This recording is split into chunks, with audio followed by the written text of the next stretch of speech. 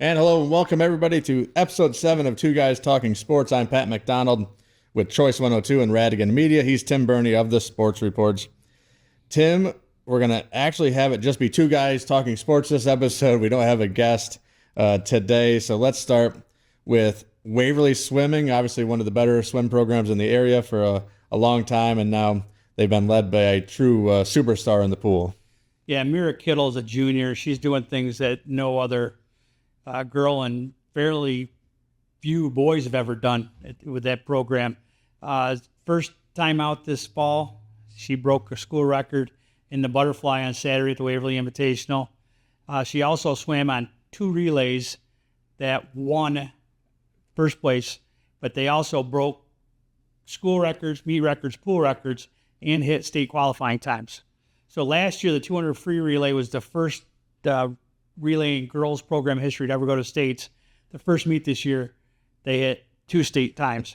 And then the other 400 free relay also took first place and missed the school record by 0.2 of a second.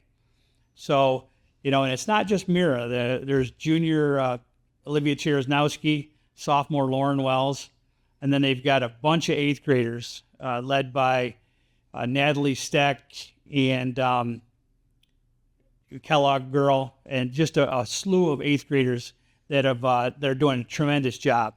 And I'm really looking forward to see where this team goes this year. I told you, I think one of our first episodes, that non-football related is probably my number one story to follow this fall.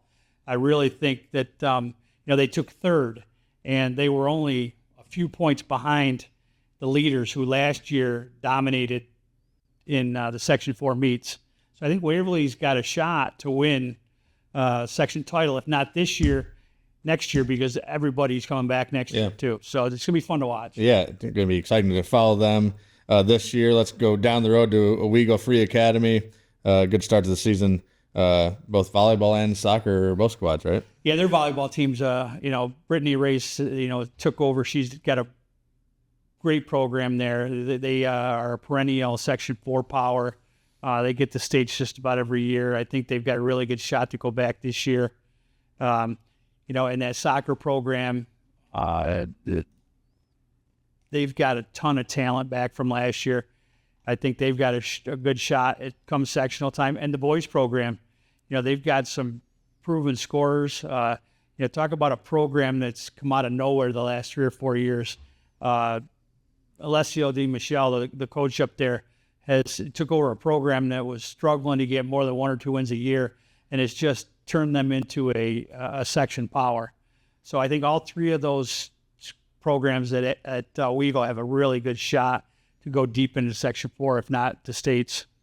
Obviously, Waverly soccer in the stack now, so a tougher conference, right? How they doing to start the year? Well, the girls are off to a 2-1 start. I'll tell you, they've got a lot of young talent. And they have a couple girls, more girls this year, whose names have popped up in the early going that I hadn't seen play before. So I think they're going to be pretty deep. I told you before, they added Caitlin Sutton from Sarah, who had to sit out a year last year as a transfer. Addison Westbrook's back after sitting out a year with an ACL problem or an injury. They've got Mackenzie Olmstead's a heck of a player. They're a lot of fun. I think they're going to be a pretty good team. But like you said, Stack's a good soccer division or conference, especially for the larger schools, because they don't have many small schools. Yeah, it's going to be good for them. Even if they might go into playoffs with a worse record than they would have if they in the IAC, it's just getting that competition is going to help them down the road if they have a really good team and have a few losses, but that schedule is going to help them if they can get rolling in the playoffs. Yeah, and the Waverly boys came out and won their season opener. They only won 2 games all last year. New coach Johnny Rankin, who was a Tioga grad, looks to have them playing very well team-wise. They won their first game, went up to Oneonta Monday night, and Oneonta's a really good program. Waverly's got a ways to go to get into that same breath with them. But I like what I saw out of them the first night as well as I'd seen him play in a couple of years. So, especially against a stack opponent. So it'd be interesting to see how he builds that program. Let's go across the border, and we're going to start with Athens Golf. They're on a roll as of our taping right now, 24-0. We're there. We haven't got the scores in tonight yet, so we're assuming probably 30-0, and is stretching that NTL match winning streak to 20. Correct. And I mean, they're deep too. They bring back Eli Hicks, a sophomore, and Dylan Saxon, a senior, and I think they're 2-3 in the league standings right now. And then, you had Brady Darrow, a senior, who played well at the end of last year, and out of nowhere you get Ty Owen as a freshman, and then Brooke Lyon came in, and she shot a 86, and then turned around 2 matches later and shot an 85, and is 15 years of Valley Sports Report. That's the lowest score by a long shot for a Lady Wildcat. So I got to get a hold of their former coach and see if he had anybody shoot lower than that. But I don't remember, a female at Athens, shooting better than 85. I had Coach Bianca and Hicks and Darrow in here on the Choice Morning Show last week, and off air I was telling them I was on the first ever Athens golf squad. We were 0-40, so they've come a long way since that opening year, 25 years ago or so. And obviously, Athens had some good golfers over the years, but this is the best run. I mean, they had Scotty McNeil, obviously, way back in the day, those early teams there where we went from 0-40. Scotty came in the next year, and we were one of the better teams in the league, right? So to have this run they've had lately is pretty incredible for Coach Bianca going. I mean, they've had good coaches all along, Chuck Marvin, Jeff Novak, and then now Coach Bianca is doing a great job. Yeah, and they, the numbers every year are good. It's unfortunate that only 6 kids can play around. I know they do some exhibitions at the tail end of the pack sometimes, but depends on the course too. Yeah. But no, they built a tremendous program there, and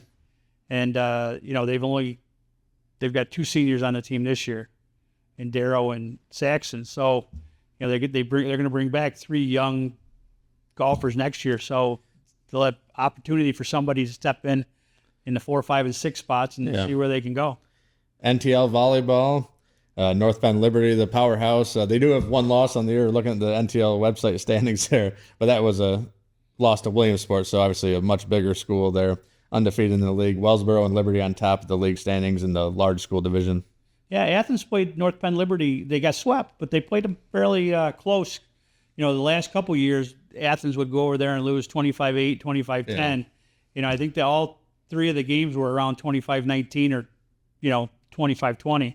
So I think there's a lot of hope for that program. They're fairly young. They've got a couple of good seniors, but there's a lot of talent coming up through there. Heather Hansen, now it's Heather Darrow, does a great job with that program.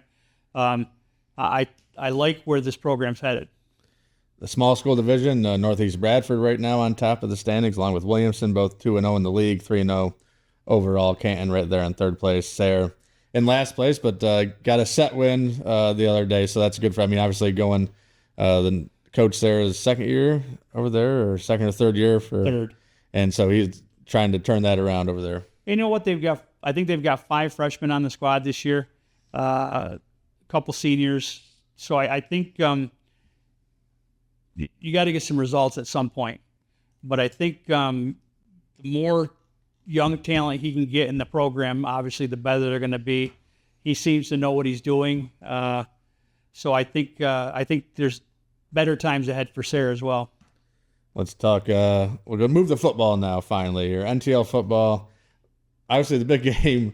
The craziest game and probably the best game of the week. It was down at Miller A. Moyer Field on Saturday, last game of the NTL schedule last weekend.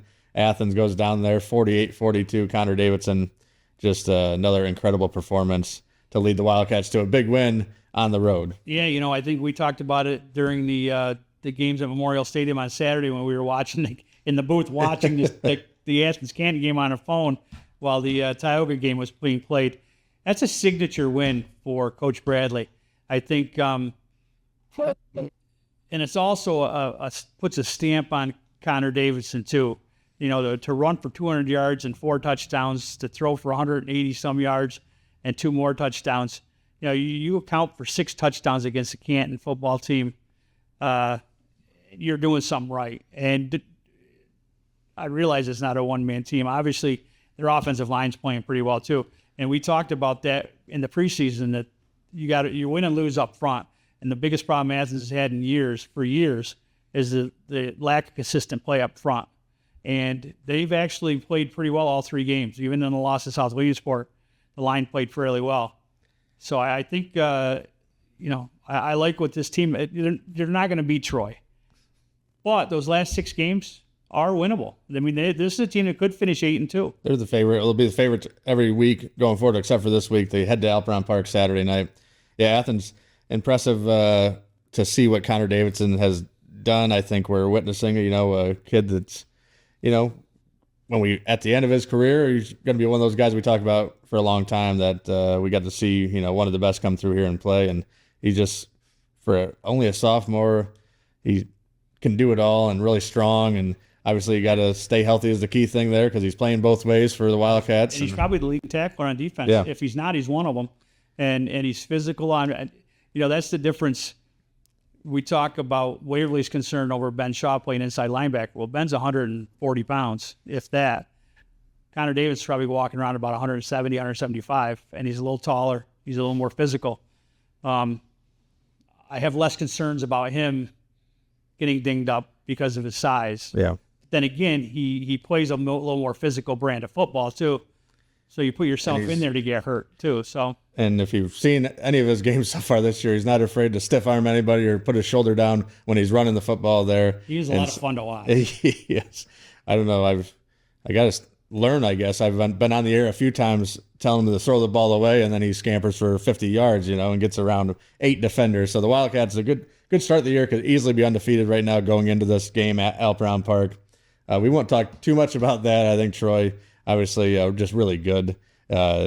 Undefeated on the year, favorites to win the NTL by a large margin. I think the only question really right now is can they beat Southern Columbia? Yeah. And Southern, obviously, a loss already on the year to Wyomissing, but that's last couple of years they've lost 2 or 3, it seems like, and they come back and win a state title. So that's going to be, hopefully they can get it back at Alperon Park again like it was last year. I know Southern tried to make that not happen. They didn't want to play there, but Jimmy Smith and company said. The monsoon. Yeah, which was, so hopefully we get to see that another classic game between Southern and Troy because it was a good one last year, but Southern got the job done. Looking around the league for NTL there, Towanda got Riley Vanderpool back, but only a 21-6 win over North Bend Mansfield, so a little bit of surprising there just how close that was. I got to believe there's a little bit of rust there. I mean, he probably was practicing, but that's, different speed. I don't know. I don't know what to attribute that to. Maybe North Bend Mansfield's better than we thought. And we were talking beforehand. Riley, I think, was able to practice during the suspension, but he had to get Reese Slater, the freshman quarterback, a bunch of those reps with the first team. So you don't know how much that went into that. So Towanda this week will be hosting Wellsboro, who's really down. So Towanda should get another win, and they're going to have just the one loss so far down to Hughesville. Yeah, and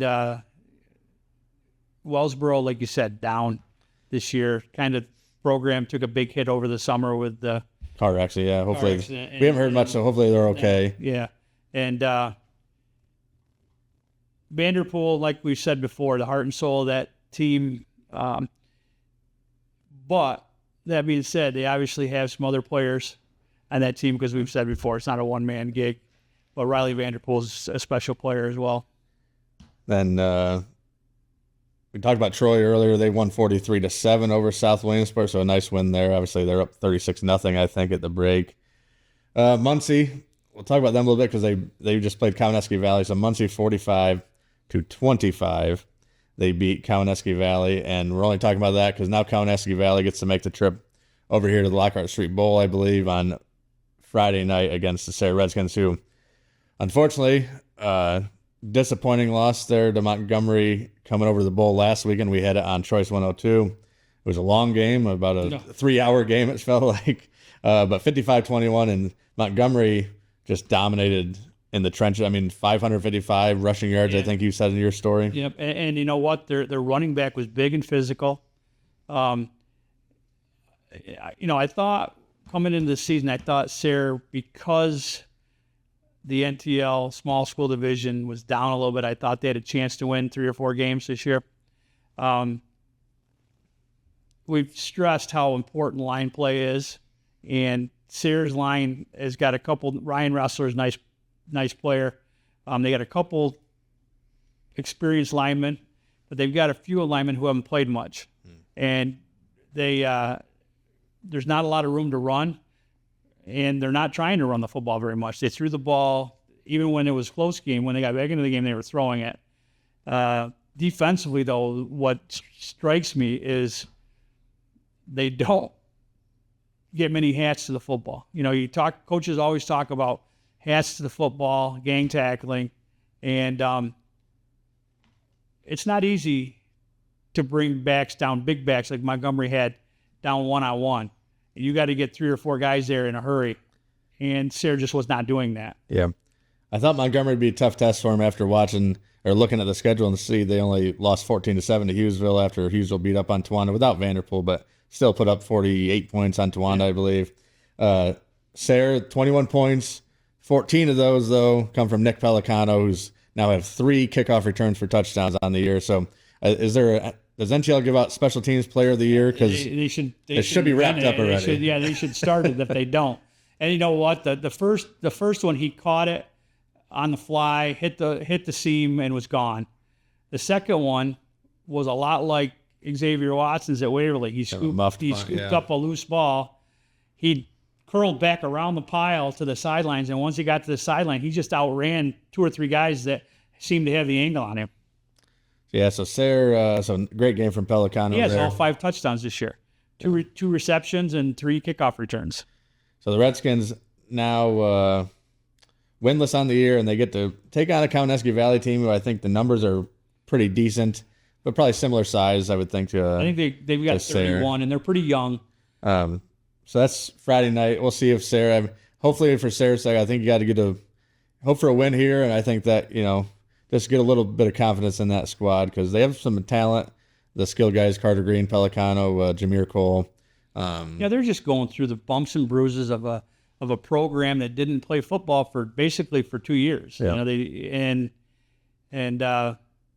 It takes a while. I mean, especially when you're a small school, they got kids that haven't played a lot of football. And the good thing about it is the numbers are there. Yeah. So if they can maintain the numbers, keep these kids that haven't played a lot of football in the program, get them back out on the field next year with a year under their belt, despite the fact they'll lose a couple of seniors, they could be better. I mean, that's the only way you're going to get better is you keep kids in the program. You build your program from the ground up to junior Redskins. Super important. Yep. I think I heard 15 or 16 on the junior high team. So if you're assuming that's 8 in 7th grade, 8 in 8th grade, maybe you get 8 freshmen next year, hopefully that come up. If you do that, that's 32 kids in your varsity. So, if you get 8 a year, that's for a small school, that's not terrible. No, and we've seen schools like Tioga and, Canton, some of these schools that, win a lot of games with 20-some kids on the roster, right? Yeah, so I mean, you look at Tioga this year, they talk about the numbers, but we got 44 kids, but he's basically, Coach Aiello has dedicated himself. He's got 23 varsity kids and 21 JV kids. Yeah. Now, those JV kids can play 10 plays in the varsity game if it's a blowout. But he's basically, because of the importance of playing games and developing, he's got 21 kids playing strictly JV football. And, I think that's important. And I think after the loss Friday night, Coach Lindblad said to me, we've got to get more games in at junior high and JV level, junior Redskins. Every game those kids play at every level is important. And so he's got a great thought process on it. So now we got to see if they, like I said, keep kids involved and in the program. Wyalusing taking on Montgomery, so maybe the first real test for Wyalusing, 3-0 on the year, but haven't played a great schedule so far, right? So I think they've yet to throw a pass.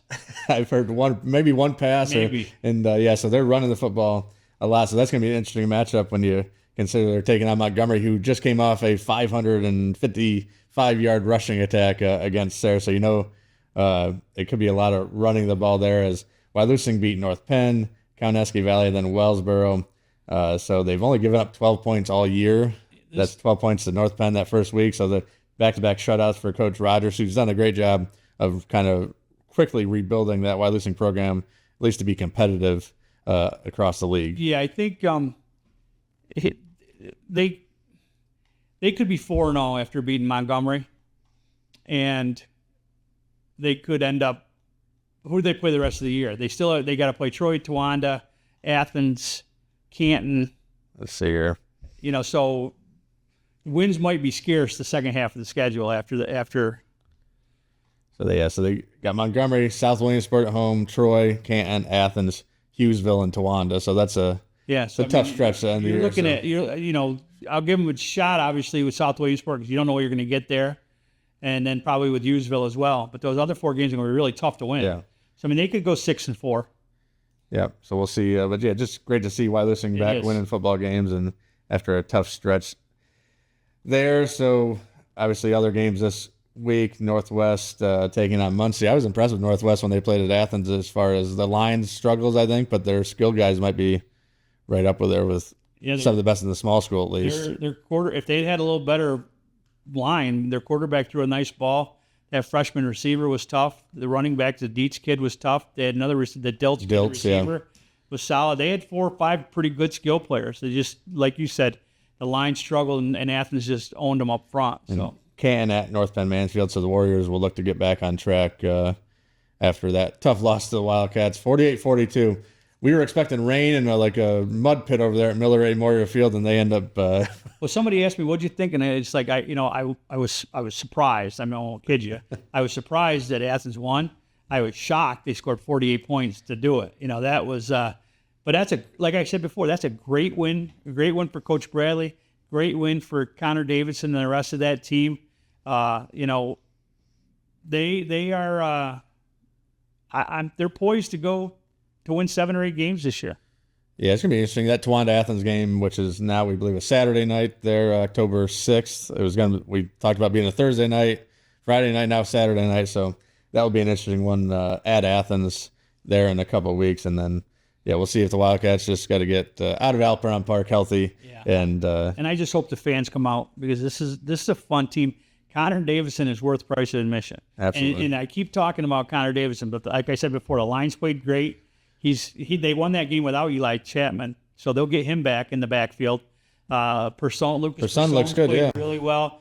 So they've got some kids, and he's got 4 or 5, and that's the thing I love about what Connor's doing as throwing the football. Every game he's completing 5, 6, 8 passes, and nobody's catching more than 2.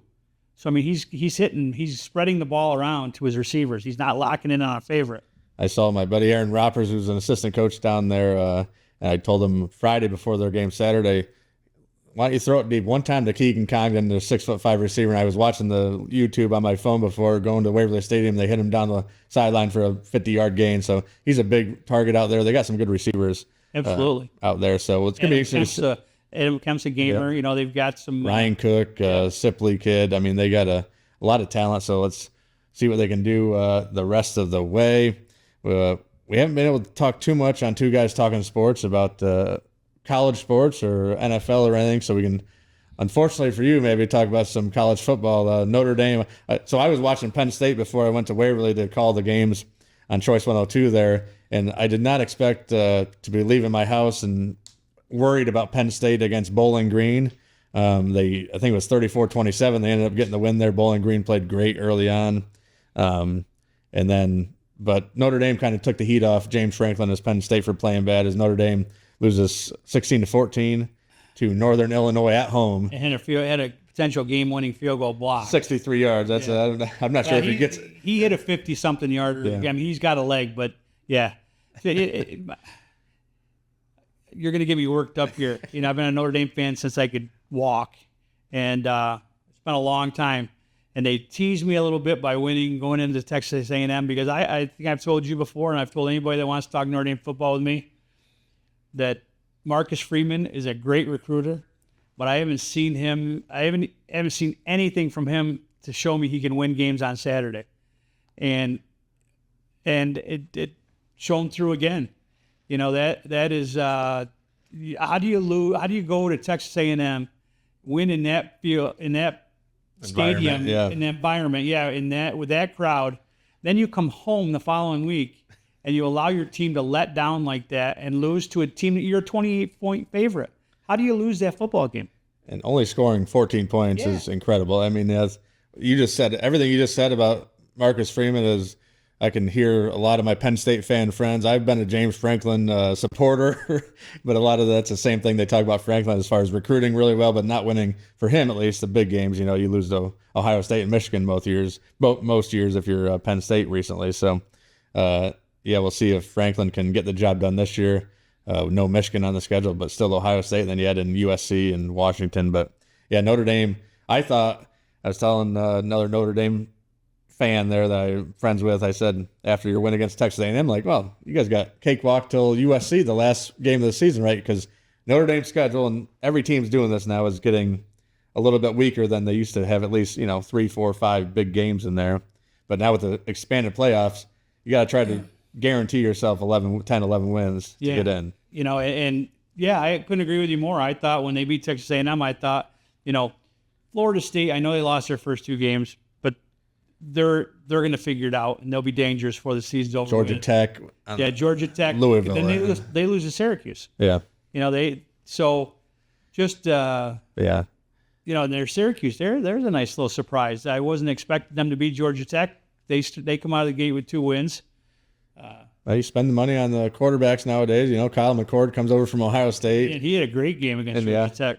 And new coach there, Fran Brown, is up the Syracuse coach coming up from Georgia. So he knew he was going to recruit the heck out of it, right? So it's great to see Syracuse. I'm excited. I think in 27, Penn State heads back up there to the Dome. Okay. So that'll be fun. It's been probably a decade since they have been up there. Yeah. So it's always fun to head to the Dome for football.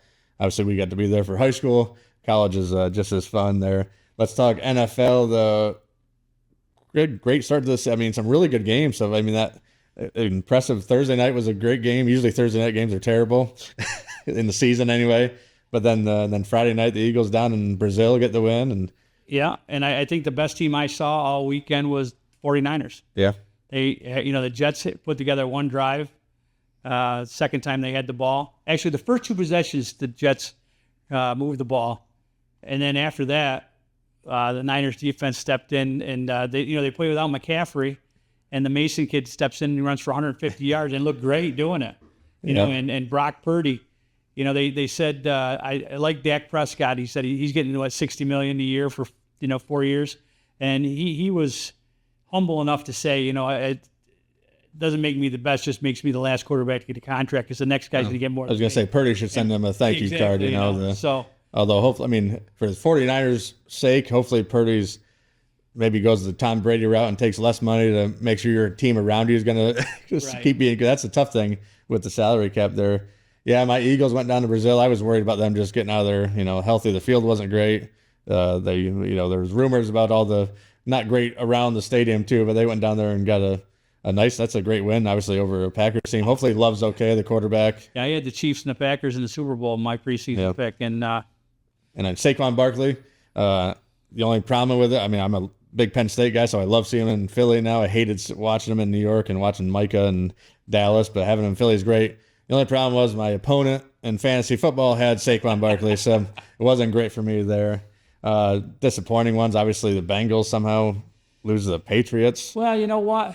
I think that might be a case of the Patriots being a little better than people want to give them credit for, especially defensively. And you know what? Jamar Chase has been out. Yeah. T. Higgins is, that's a mess with him. So the Bengals have got a lot of turmoil going on. I like Mike Gesicki over there now. He's going to be good for them. The tight end there. He was great in Miami with Tannehill. Then Tua didn't really like him, I guess. Must be. He never threw him the ball. And then he was stuck in New England. So yeah, exactly. And Gesicki, I liked him a lot at Miami. I'm a Dolphins fan. They just didn't throw him the football. Yeah. I mean, he's 6'6", going down the middle of the field. Yeah, it seemed like when Tannehill was there for like that first year, he was throwing to him. Well, Tua, it wasn't Tua's fault. Brian Flores was coaching, and he was having Tua throw 3- and 4-yard passes all game long. So unless you're running in the flats, you're not going to get the ball. And maybe the most, other than Bengals, disappointing, Daniel Jones and the Giants, 28-6 at home loss to the Vikings. Jones, I saw a stat, and I couldn't believe it at first, but I guess it's true. Since he signed that $160 million contract, he's thrown more pick sixes than touchdown passes to New York Giants. So it's not a great start after signing that big deal. And I think time's running out on Daniel Jones to pick it up in New York. Well, you know what? I guess they got to give him this season, right? They gave him all that money. I guess. But, if you're a Vikings fan, Sam Darnold was like the 5th pick in the draft when he came out, and he has a big arm. You could see it, But I guess when you're throwing the ball to Justin Jefferson and Jordan Addison, and he looked really good. He was throwing the ball. He was throwing the deep ball. He was throwing the outs. He looked really good. I was impressed with him. And he's not playing with the Jets, so that helps. Yeah, that's it. I mean, the Jets QB carousel's been pretty crazy over the years. I give the Cowboys credit. They're always a great regular season team. Another big win there, 33-17, although the Browns, I think, are going to be their defense really good. I'm not sure what Watson's going to do for Cleveland. Yeah, but they ran right through that defense. Yeah. I'm not a big Cowboy fan whatsoever, but they were impressive too. They looked really good. And at some point or another, you would think that with all the money that Jerry Jones spends on skill players, and he tends to go the Al Davis route with big name players. At some point or another, they got to put it together, you'd think. But yep, it's going to be interesting NFL season, I think. Although you might be able to pencil the Chiefs, and they're the Chiefs are the Chiefs. The Bills. Yeah, the Bills having to come back there. That was a 34-28 win, but they were down big there. Was it 17-0 to start the game? Josh Allen's is a horse. There's no doubt about it. I don't know that he's got without Diggs there now. I don't see who he's got to throw the football to. He has. I have a guy on my fantasy roster who's a tight end, Dalton Kincaid, who I thought was going to be his main target. I don't think he had a target on Sunday. I don't think he had a catch. Speaking of that, Kyler Murray's got Junior there. Marvin Harrison Jr. He had one catch for 3 yards. So it's like I said, going to be interesting NFL and college season the rest of the way. That's going to do it here on Two Guys Talking Sports for episode 7. Once again, I want to thank one of our sponsors here, Jim Lister, J. Lister, LLC, and Lender's Assistance. You can get a hold of him for all your vehicle needs, jim.lister@yahoo.com, 607-857-2036. If you want to be a sponsor and join the Two Guys Talking Sports family, give Tim or I a message or a call, and we'll get you right up here on our next episode. And like we always say, if you can go on there and click the subscribe button, that'd be helpful too, as we're looking to build this thing from the ground up. Absolutely. And Thursday night, the Bills-Dolphins, Thursday night football should be a fun game. I'll be I'll have it on my phone in the press box at Waverly there. We'll have Waverly Binghamton on Choice 102 and the My Hometown Today app. So that's going to do it here for episode 7 of Two Guys Talking Sports. We'll talk to you next week.